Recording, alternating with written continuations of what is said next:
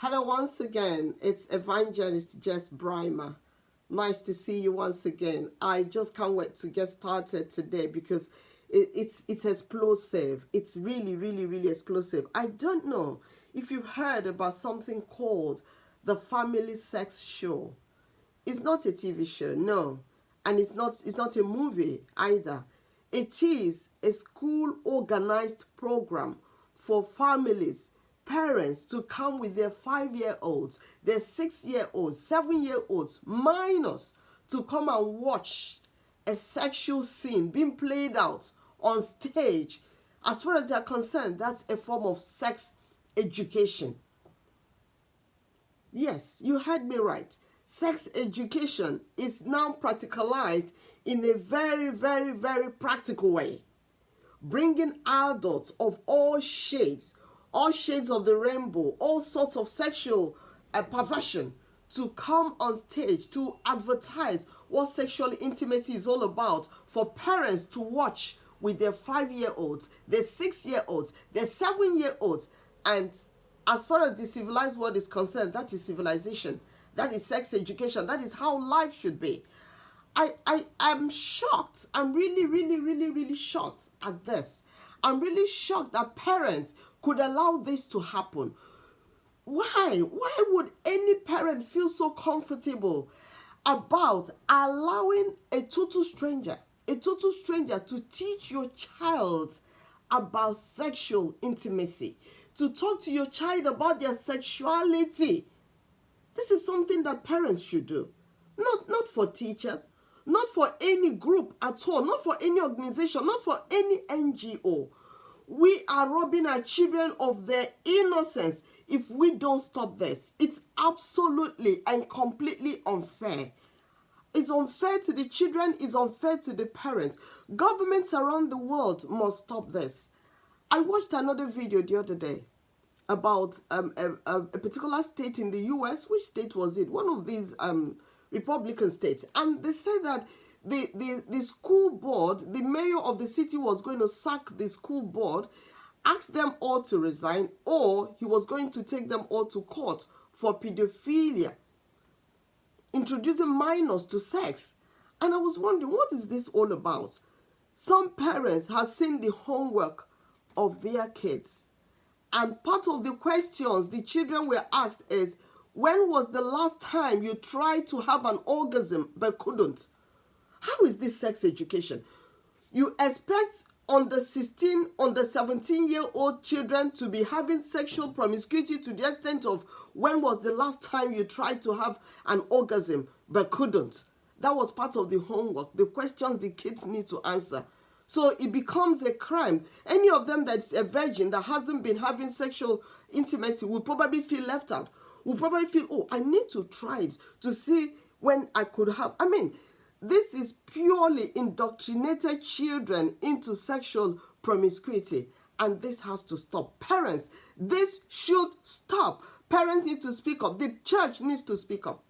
At that meeting, I remember very well that one of the teachers said that the children said the teacher who gave them those homework said, don't show it to your parents. So the teacher knew what they were doing. They knew what they were doing. It's like you're plying a child with alcohol. It's like, it tastes nice, it tastes nice, but make sure you don't get drunk. Children don't have the maturity, the ability to control what comes after illicit sex.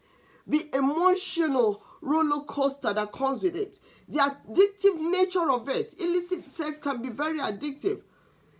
Why? Why is there this need for mandatory relationship sex education? Why? Why must you start waking up the appetite for sexual promiscuity in the life of our young people? Why is this important in school, when you should be teaching children how to read and write? This is the time. This is the stage for them to learn how to read and write, not to experiment with sexual promiscuity, not to experiment with all shades of sexual relationships. No. That is absolutely unfair. Don't come telling me, oh, well, they need to know about it now so that when they get married, they won't feel lost. Let them feel lost. That's what honeymoon is all about. When you get married, then you can perfect it. You can do it. You learn to do it and you perfect it in marriage because you have more than 24 hours to do it as much as you like, with the person you are at peace with the person you really love, because you understand the meaning of love and you understand the responsibility that comes with sexual relationship.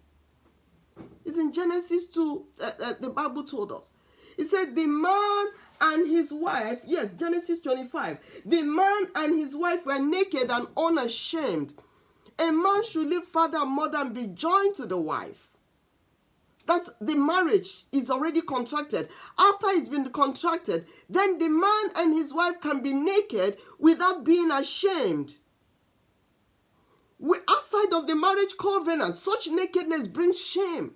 No matter how you try to dismiss it, it brings shame. It brings lack of trust. It brings abuse. It brings emotional dependence. That's what happens. Parents are the ones that are supposed to teach their children about sexual relationships when the children are old enough to understand. The parents can teach them in their own language, in the way that they can understand what sexual intimacy is all about. That is a God-given opportunity to help multiply and replenish the earth. Help God replenish the earth and have fun while doing it. Have fun while doing it. God has even given us what we call safe period. Some people prefer to use their pills to prevent against unwanted pregnancy. Some prefer to use the condom. Fine. In marriage, all these are permissible because you're responsible and you know that if an accident happens, well, you have to take care of the child. You have no right to kill an unborn in the name of, oh, it's unwanted, it's unplanned. Sexual intimacy comes with responsibility. Our children don't have that responsibility yet. They are not able to. That's why as parents, we make decisions for them at this stage until they are matured enough, until they are adult enough to go into relationships, get married, and start having sexual intimacy. Don't come telling me about sexual compatibility, because all the people in Hollywood that had sexual compatibility, that were enjoying themselves before marriage, and why they got married and they divorced. Why? If sexual compatibility is all you need for a successful marriage, why do Hollywooders get divorced after experimenting with sexual compatibility and say, oh, wow, the sex is great, so let me marry him? Why do they end up divorcing then? Sexual compatibility can only be perfected in marriage. It's in marriage. I remember when the Lord led me to write this book. I wrote this book and I put all these things there.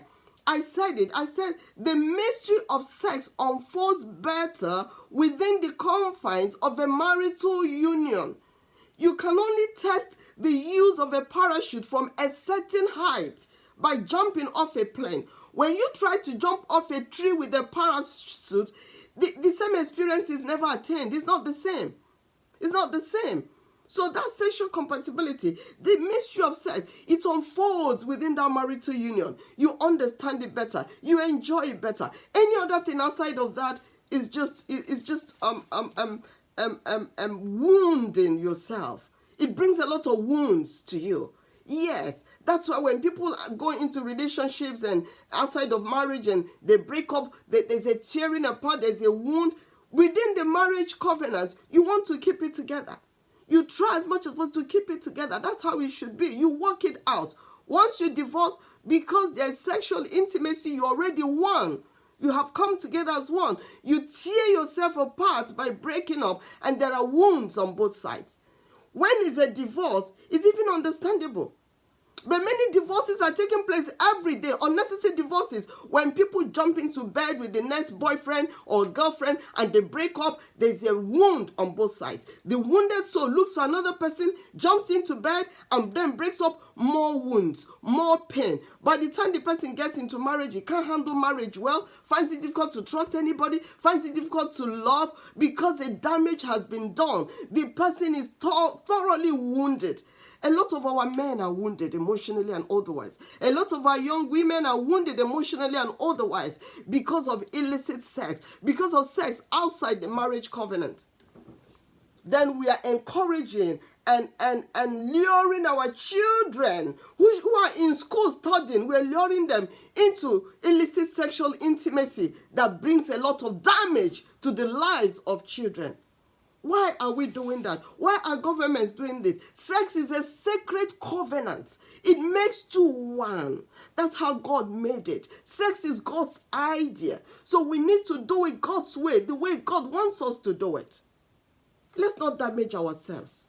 Let's not damage ourselves at all. One of my youths asked me a question the other day in class. He said, but you have told us about premarital sexual abstinence and we want to abide by it, but what about just having a boyfriend without sexual intimacy? Why is that wrong? It is wrong because the moment you name somebody as boyfriend, girlfriend, there's a kind of possession that comes with it. You are mine, you belong to me, but you don't belong to that person because you're not married to the person. But you feel that person belongs to you, owes you something, and it has to be you in that person's life. You mustn't have other boyfriends or other male friends. And then before you know it, your emotion takes the better part of you. Before you know it, you fall into sexual sin.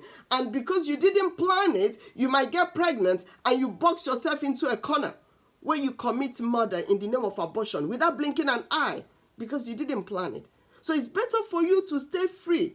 Let every boy be your brother, every girl be your sister. Just be free to relate to everyone around you. Be free. Be free to relate to everyone. And because you're relating freely to everyone, eventually when you're old enough to get married, fine, you can now get married.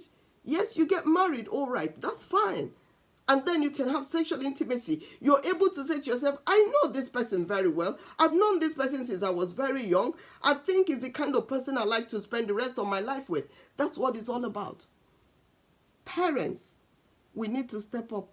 We need to stop playing the ostrich. Sexual education should come from parents, not from teachers, not from strangers.